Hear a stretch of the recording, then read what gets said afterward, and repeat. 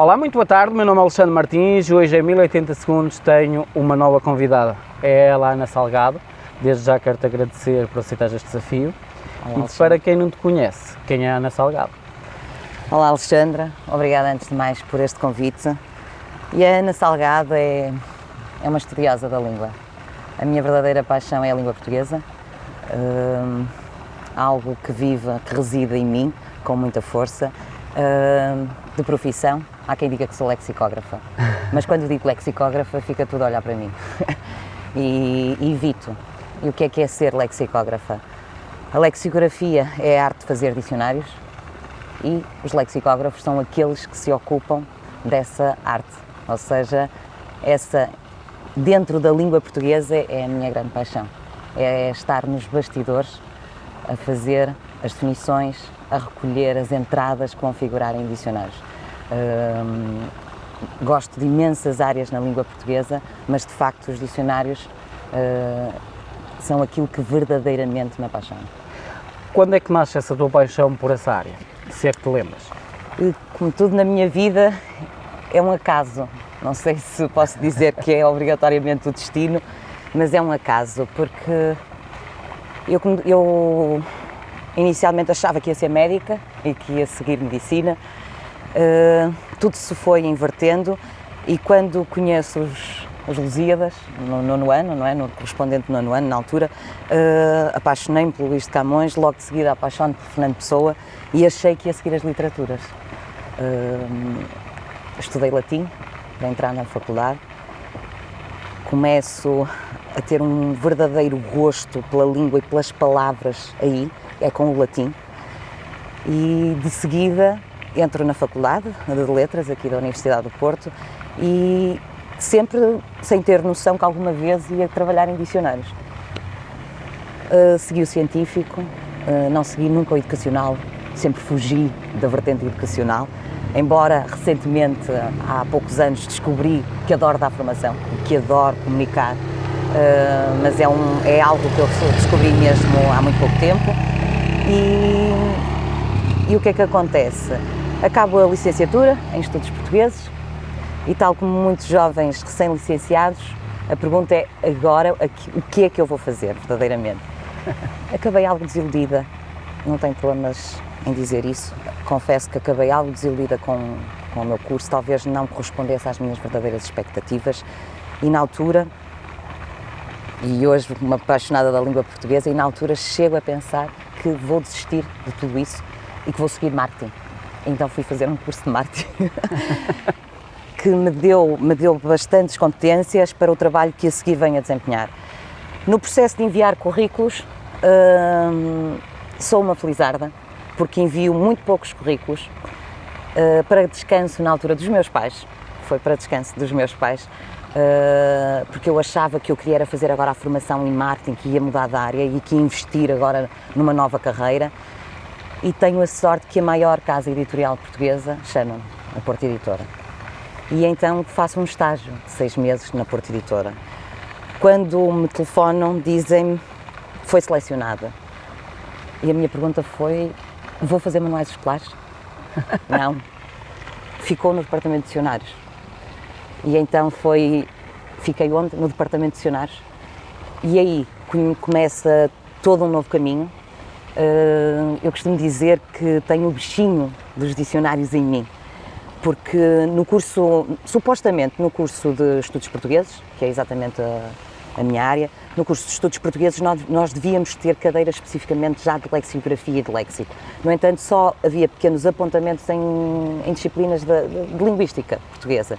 E então, aquilo que acontece é que eu torno-me uma autodidata. Tenho muita formação, é verdade, com o emprego, mas eu torno-me autodidata, acabo por estudar muito dos filólogos portugueses que hoje estão esquecidos, que é uma pena, porque nós temos nomes como Rebelo Gonçalves, Carolina Micaelis, Vasco Botelho de Amaral e ninguém fala. Se nós percorrermos os programas de ensino, não há quem fale desses grandes mestres da língua portuguesa. E assim começou uma nova paixão, porque eu inicialmente trabalhei em dicionários de espanhol, porque era essa a minha responsabilidade, dicionários de espanhol, mas o que é que acontece? Com o novo acordo ortográfico, Era aí que eu queria chegar. Com o novo acordo ortográfico, eu sou chamada a participar em projetos de língua portuguesa. Passo a dar formação e dou formação em todo o país sobre a nova ortografia, e é aí que eu descubro exatamente que afinal eu gosto de estar daquele lado também. Eu não gosto só de estar sentada a estudar palavras e a estudar vocabulário, e também analisei o analisador morfológico, ou seja, também desenvolvi o analisador morfológico, ou seja, quando consultam, imagina, Alexandre, se consultam entradas, por exemplo, num dicionário, ao fazer a pesquisa, vão procurar uma palavra, por exemplo, que esteja no plural, e a entrada que aparece está na sua forma singular. Para isso é preciso ter uma equipa a desenvolver esse tipo de ferramentas.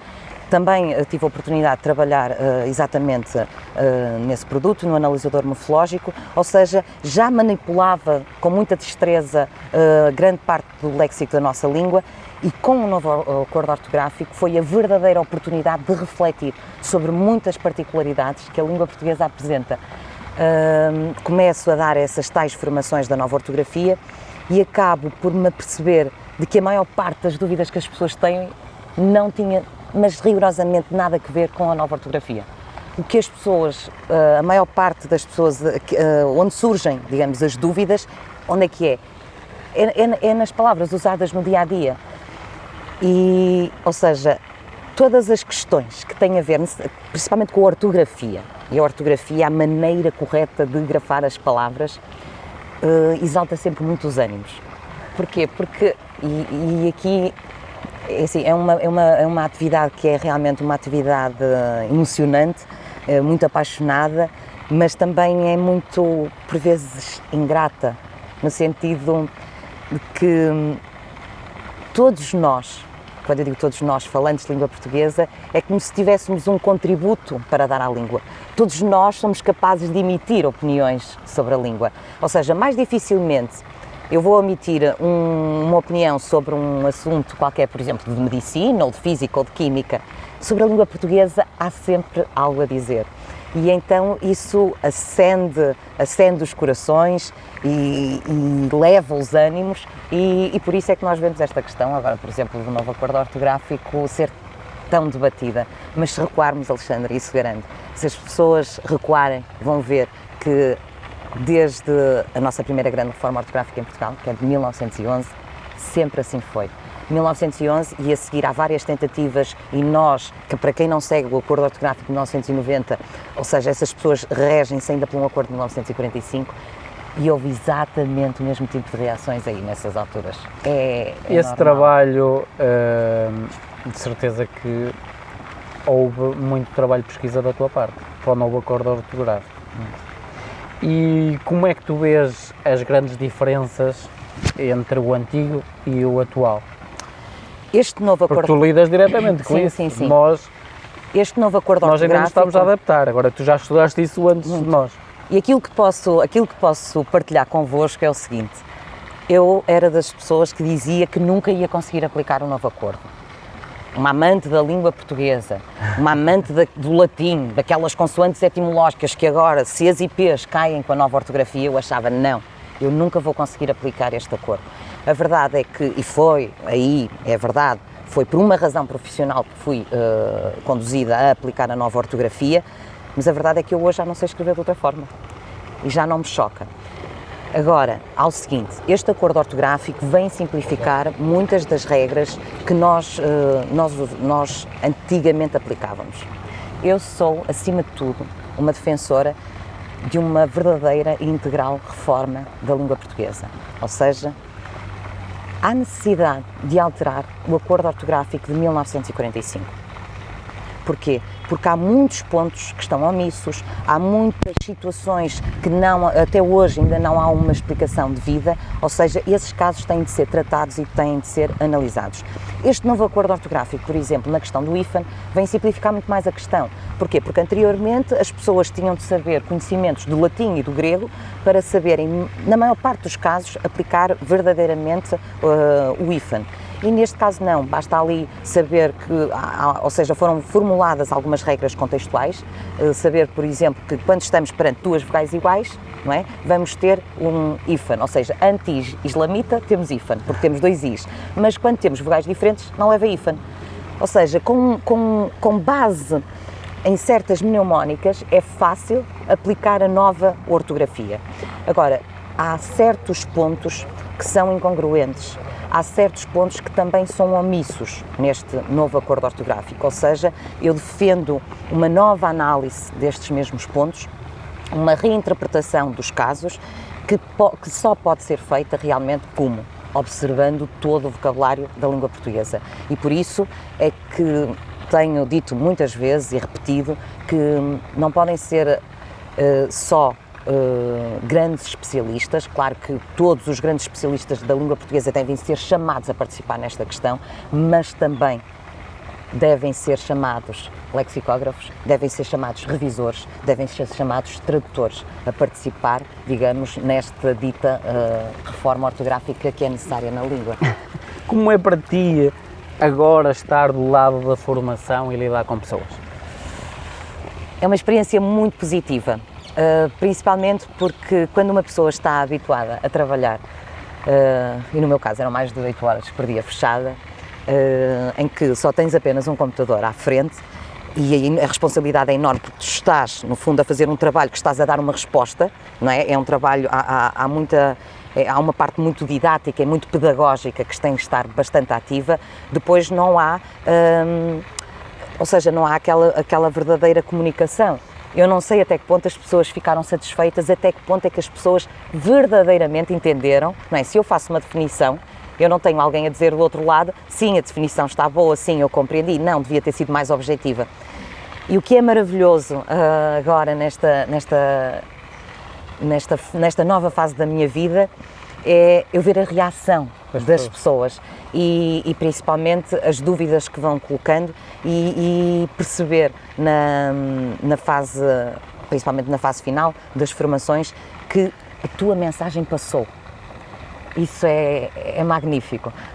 E daí eu ter de dizer, e modéstia à parte, mas que sinto que há um papel também aí que eu tenho de desempenhar, porque é muito bom, eu acho que o Alexandre percebe bem aquilo que eu quero dizer, é muito bom quando nós percebemos que há um pouco de nós que passamos aos outros e que essa pessoa aprendeu algo connosco.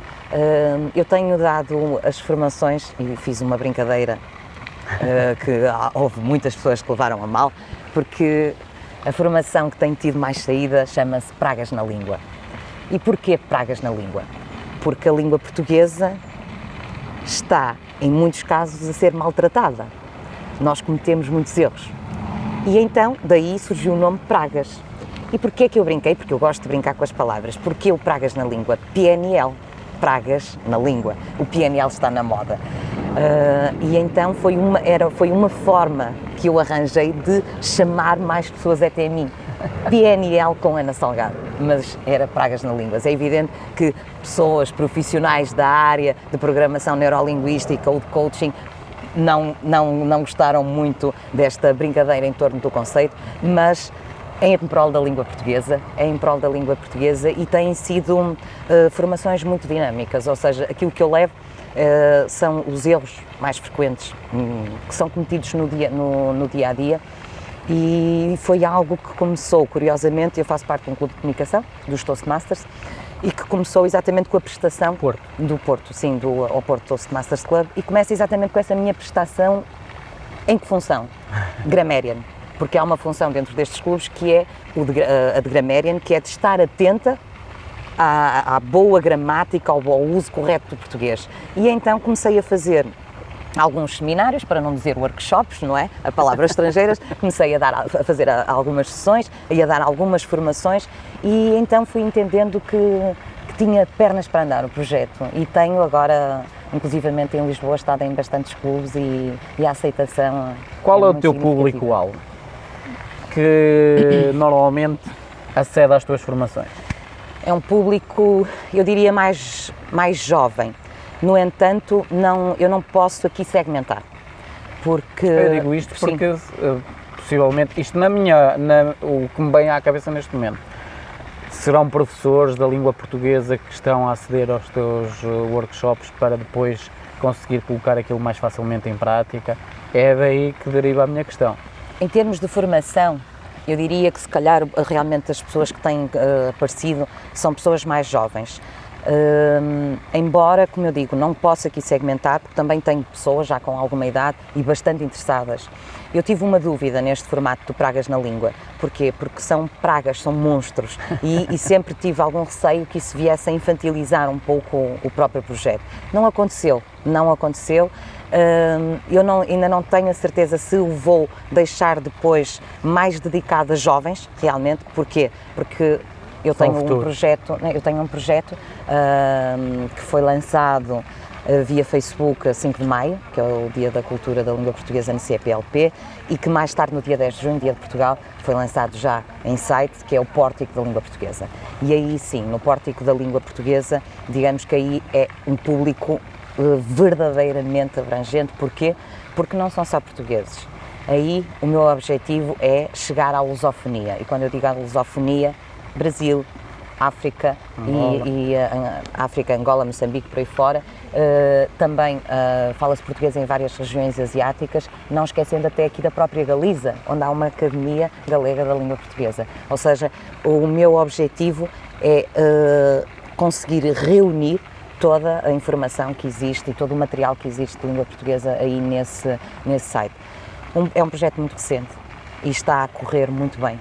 Inclusivamente, recentemente assinamos via Pórtico da Língua Portuguesa um protocolo com a Academia das Ciências de Lisboa, que também, eu sou membro da Academia, eu não fico sempre muito envergonhada a dizer estas coisas, mas sou membro da Academia das Ciências de Lisboa, ainda sou muito jovem, portanto é uma honra fazer parte desse grêmio. E o que acontece? Houve a possibilidade de celebrar este protocolo. E o que é que nós fazemos? Nós emitimos pareceres académicos, ou seja, nós vamos esclarecendo grafias e certas palavras onde vão surgindo dúvidas, e são emitidos esses textos assinados por cada uma das autoridades académicas. Normalmente são textos feitos por mim, onde me faço acompanhar então de outros membros também da Academia das Ciências de Lisboa. É importante porque dá ainda maior credibilidade ao Pórtico da Língua Portuguesa, e não podemos esquecer que a Academia das Ciências de Lisboa é o órgão consultivo do Governo em matéria linguística. Portanto, tudo tem sido feito, cada passo tem sido feito muito lentamente, mas para um projeto que se iniciou agora em junho não posso verdadeiramente queixar e está a seguir a bom ritmo. Também posso dizer, claro que esta minha paixão de fazer dicionários, vou lançar agora o dicionário de neologismos. O que é que são neologismos? As palavras que estão a entrar novas no português. E isto porquê? Porque também sou a coordenadora da nova edição do Dicionário da Academia das Ciências de Lisboa. E nesse sentido é preciso, porque o último dicionário é de 2001, é preciso trabalhar imenso sobre toda a primeira edição, e então estou atenta a estas novas palavras e já, de imediato, a dar essa resposta pelo Pórtico da Língua Portuguesa. Para quem é muito jovem, tens muitos projetos. Sim, são muitos, por isso é que eu digo, eu não sei se alguma vez sei nada, porque eu sou tudo ao mesmo tempo, eu ponho um bocadinho de tudo naquilo que faço. Qual é o legado que queres deixar? Se é que queres. Quero, não sei dizer especificamente qual é o meu verdadeiro propósito, mas sei que passa pela língua portuguesa e sei que passa necessariamente por este pequeno meu contributo, quer seja a ensinar as pessoas, a esclarecer as pessoas a falar melhor, quer seja através dos dicionários, a ajudar as pessoas a descodificar o sentido das palavras e a entender melhor o mundo. Uma das digamos, um dos maiores fenómenos que eu acho que existe em trabalhar em dicionários é o facto de, se consultarmos dicionários de há 50 anos e se fizermos um estudo até hoje, nós conseguimos fazer verdadeiros retratos da sociedade. Porque, Alexandre, eu posso te dizer que um dicionário de há 50 anos define a mulher como um sexo inferior. Ou, por exemplo, a histeria é definida como uma doença característica de mulheres. Ou a homossexualidade é vista como uma doença. Isto hoje é impensável, não é? Isto hoje não, é impensável. E a verdade é que se nós pegarmos em dicionários antigos e começarmos a perceber, e agora o que é que está a entrar na língua? Estão a entrar muitos termos da economia, mas porquê? Porque Portugal está numa crise, não é? Estão a entrar muitos termos, por exemplo, ligados à área de desenvolvimento pessoal. Porquê? Porque é uma tendência que se verifica na sociedade. E é interessantíssimo perceber que nós podemos fazer verdadeiros estudos sociológicos com estas grandes, eu costumo chamar as bíblias do saber, não é? E depois, já para não falar... E tu achas que as pessoas se apercebem disso? Tudo o que te estás a falar agora. Acho que é interessante, porque estamos a falar de um dicionário, mas tu estudas isso ao pormenor e tu apercebes-te disso tudo. E tu achas que as pessoas se apercebem disso? A perceber não, porque faz parte do dia-a-dia.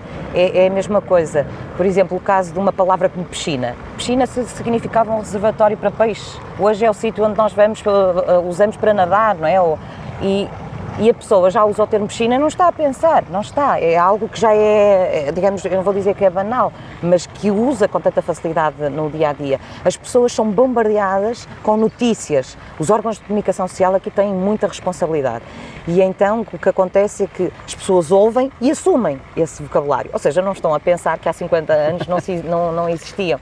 De facto, também eu só me apercebi desse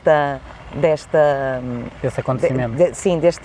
Depois do teu estudo. Sim, que são preciosismos destas obras depois, de facto, de vários anos, foram cerca de 13 anos em que estive dedicada seriamente à elaboração de dicionários, à construção de dicionários e só assim é que me apercebi desse ponto. Falaste em 50 anos e 50 anos é uma vida.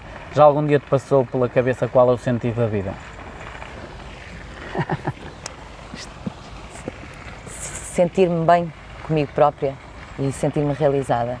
E como eu sou uma pessoa muito sensível, sentir que consegui dar um pouco de mim aos outros. Em tudo aquilo que eu faço, eu movo-me por uma grande força de vontade. Como as palavras para mim têm muita força, para mim a palavra vontade diz tudo.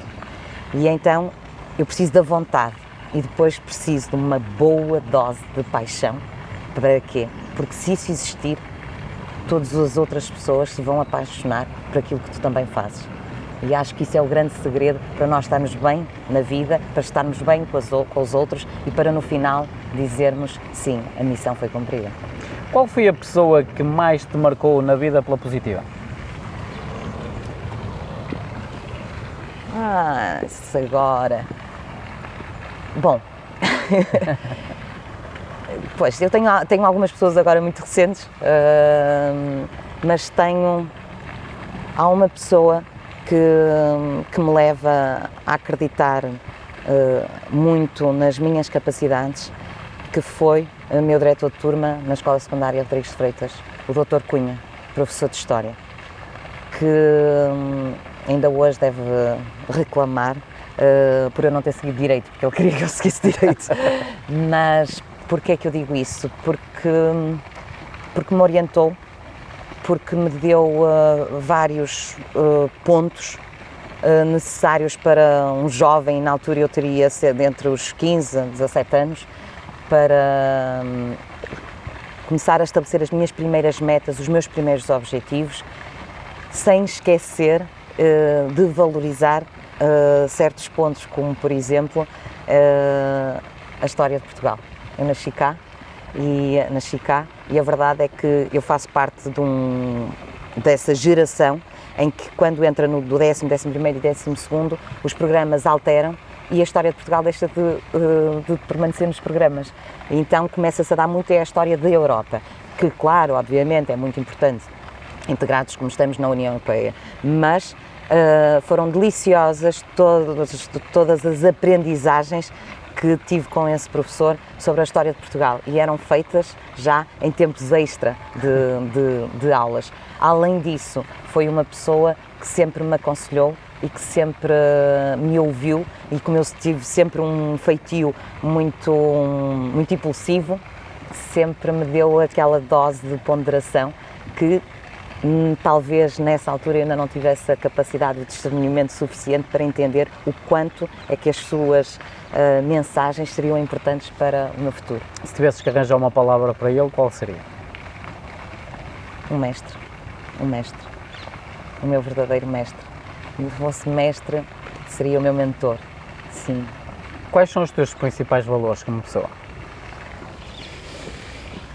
Lealdade, porque é o que me caracteriza mais, sou uma pessoa muito leal. A seriedade e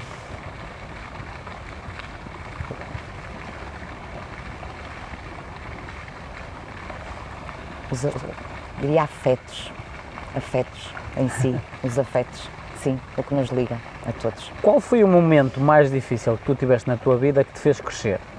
O objetivo desta pergunta não é aquele momento que tu estás agarrada, é aquele momento que já passou, ou seja, se calhar foi necessário dar um passo atrás para dar 2 ou 3 à frente. Porque eu acho que nós todos já o tivemos, eu já o tive, inclusive no meu 1080 segundos eu falo disso. O passo mais difícil que eu dei até hoje foi a tomada de decisão de me despedir. Depois de estar 13 anos envolvido em dicionários, para mim era algo, ou seja, eu gostava de fazer aquilo que fazia. O que me leva a tomar essa decisão foi o querer abraçar novos projetos, o querer voar, o achar que eu não quero ter limites, eu quero experimentar, eu tenho uma vida, não sou como os gatos, tenho 7, eu tenho esta vida e eu quero abraçar a possibilidade de chegar mais longe. E então, é óbvio que nessa altura nós ponderamos muito, que é a estabilidade financeira e questionamos, vais deixar para trás tudo aquilo que tu construíste e vais fechar essa porta e vais dizer olá a todo um mundo desconhecido? É preciso, eu acho, uma boa dose de coragem. Eu tenho amigos que dizem que é preciso uma boa dose de loucura. Eu talvez reúna um pouquinho desses dois.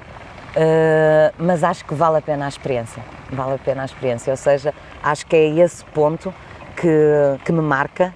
Porquê? Porque realmente, Alexandre, eu costumo brincar muito, mas na minha vida tudo é sangue, suor e lágrimas, ainda por cima choro muito. É um caminho difícil, todos nós, eu acho que encontramos pedras no caminho. A questão é saber manter a cabeça erguida, a questão é saber manter o nosso propósito e eu quero acreditar que quem se esforça consegue. E o que é que te fez crescer esse momento? Essa tomada de consciência? Ganhei muita mais maturidade. Eu acho que a pessoa, quando não tem determinadas preocupações, e porque já leva aquela vida estabelecida, a pessoa cai na rotina, a pessoa, por vezes, acaba por dar valor a certas picuinhices que na verdade não têm importância nenhuma. E há coisas que nos incomodam porque nós estamos tão bem e estamos tão conformados com tudo aquilo que nos rodeia. E no meu caso eu tinha uma vida relativamente estável, com muito poucas preocupações, que eu seja, se calhar uma pequenina formiga ou um pequeno mosquito é capaz de me incomodar. E a verdade é que isso não é nada. E quando eu digo isso, acho que o Alexandre percebe que eu quero chegar a outras coisas, ou seja, realmente, quando nós temos de pôr ainda mais de nós e quando somos nós que temos que lutar pela concretização dos nossos objetivos, ou seja, neste momento eu não estou a depender de um salário de outrem. Eu estou a depender se eu acordo de manhã com energia para trabalhar, se acordo de manhã com energia para dizer não, isto vai para a frente porque eu quero fazer, eu quero realizar algo, ou seja, depende de nós. E então nesse aspecto dá-te muito mais ferramentas, dá-te muito mais, toda uma panóplia de vivências. Sentes-te mais viva nesse momento? Muito, sim, muito. Para finalizar este 1080 segundos, eu vou-te colocar uma última questão, que também tem a ver com o dicionário. já que falaste em dicionário aqui, como é que tu pegas na palavra sucesso e a introduzes na tua vida e qual é a grande diferença dela na tua vida para um dicionário? Ora, eu começo por dizer que o único sítio onde a palavra sucesso vem antes de trabalho é no dicionário. Ou seja, aqui nós temos a letra S e a letra T e o sucesso no dicionário vem sempre antes. E mensagem para todos, para mim, para todos. Sem trabalho, não é? Há alguns casos, se calhar, temos gente sortuda na vida, mas nós temos de trabalhar bastante para ter sucesso. Ou seja, aí é um contraponto que eu faço entre a minha vida e aquilo que eu vou registando nos dicionários. Agora, eu fiz esta pergunta porque sucesso o sucesso para muita gente é diferente. Sim, sucesso também não é só a questão do sucesso em termos de ter êxito, ou seja, há um concretizar de vários fatores. E nesse sentido, aí não vai haver muitas diferenças, ou seja, o que está ali no dicionário, não é? A verdadeira definição que está no dicionário, tu depois vais aplicar à tua vida. Por acaso achei curioso teres pegado nessas palavras, porque brincamos nós, lexicógrafos, na questão de o sucesso aí vem antes do trabalho, mas na própria profissão de lexicógrafo, que nós costumamos dizer que é uma profissão ingrata, porque nós mal acabamos um dicionário, já entraram outras palavras, ou seja, nós estamos sempre à procura de novos termos e sempre atentos a novos vocábulos. Vamos ter um pequeno bónus para vocês e para a Ana, que tem a ver com o que é que os teus pais significam para ti, desde que te conheces. O meu pai é muito diferente, o meu pai e a minha mãe. Eles representam tudo aquilo que eu sou. Nós somos seis irmãos. Nós somos 6 irmãos. E então, quando a família é assim grande, eu acho que, e eu faço parte de uma segunda geração de 3 filhos, eu já não tive propriamente uns pais que me trataram como o meu riquinho filho, a novidade. Não. É curioso e muitas vezes eu digo, se eu um dia tivesse filhos, era essa a mensagem que os meus pais me passaram que eu gostava de passar. Não sei como fizeram, que é suposto, Ana, tu estudares, é suposto tu fazeres. E não sei como é que, extraordinariamente, a minha mãe conseguiu desempenhar esse papel. O meu pai, numa figura muito mais austera, uma figura muito mais autoritária, também o desempenha. E a verdade é que eu hoje olho e digo, nós somos 6 filhos criados com muita independência, sem muitos castigos, e em que é uma maravilha perceber, eu não sei se era das leituras que a minha mãe nos fazia ao adormecer, porque já na altura lia-nos certos livros, que é curioso, a minha mãe não nos lia o Alibaba e os 40 Ladrões, nem lia a Branca de Neve e os 7 Anões. Não, lia livros já com alguma filosofia oriental, não sei se foi esse o segredo, não faço ideia, mas, ou seja, foi isso, é isso que eu digo, eu não sei como é que eles transmitiram, e como não tenho filhos também não sei se um dia eu vou ser capaz de transmitir, mas a verdade é que os meus pais conseguiram incutir, e não só em mim, ou seja, em mais 5 filhos, essa necessidade de estar bem connosco, de sermos alguém, de uma forma surpreendentemente silenciosa. Se tivesses que arranjar uma palavra para o teu pai, qual seria?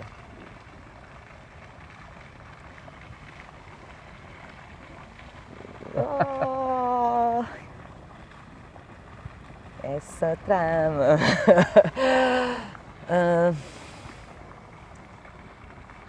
Correção. E para a tua mãe?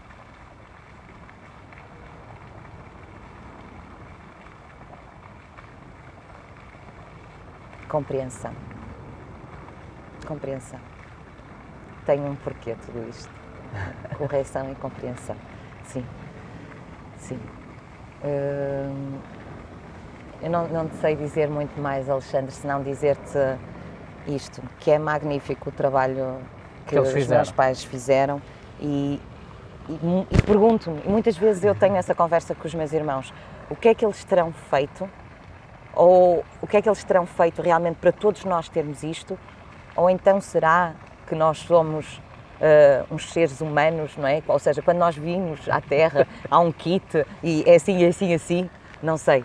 Mas não acredito muito nessa versão. Acredito que os valores e os princípios pelos quais nós nos regemos foram, de facto, valores que foram passados quer pelo meu pai e quer pela minha mãe. O que é que o teu pai mais te ensinou na vida e o que é que a tua mãe mais te ensinou na vida? Que tu transportas ao longo destes anos todos?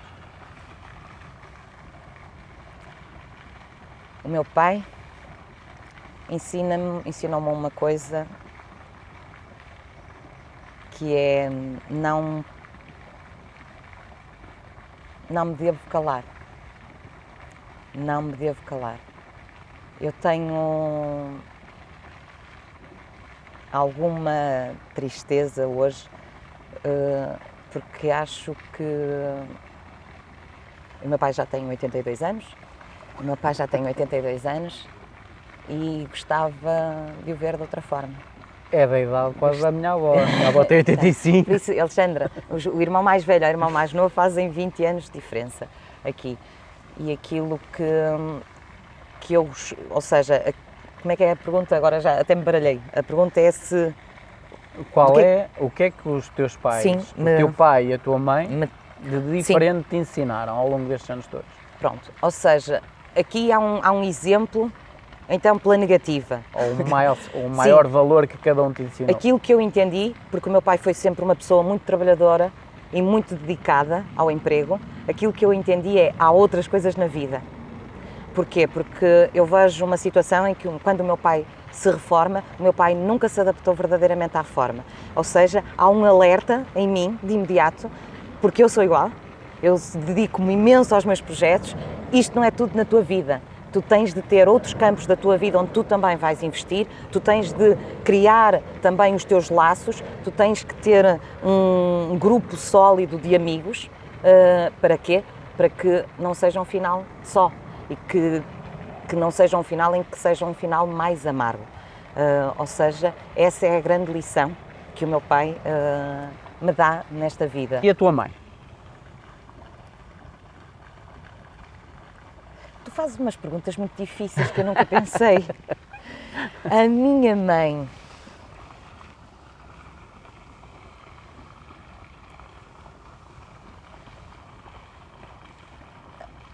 A resignação e a paciência. A minha mãe é uma mulher sofredora, uma mulher lutadora. É um exemplo de mulher nesse aspecto, porque eu não vou dizer que estamos em campos opostos, as duas, mas há muito nela que eu não chego a entender pela sua grandeza. Ou seja, a grande mensagem que ela me passa tem a ver com esses valores de ser uma pessoa sofredora, mas mesmo assim não deixar de seguir em frente. Pronto, é nesse sentido, sim. A última questão tem a ver com o quê? Com dicas que tu podes dar a outras pessoas que estão a pensar seguir o que tu seguiste. Aquelas pessoas que hoje em dia estejam na universidade ou a pensar no 11º, 12º e a pensar o que é que vão fazer da vida deles e se lhes passa pela cabeça fazer o que tu seguiste, quais seriam as dicas que tu lhes davas? Este é o bónus que nós tínhamos guardado para vocês. E para a Ana. Se têm um sonho, agarrem esse sonho. É isso que eu vos posso dizer.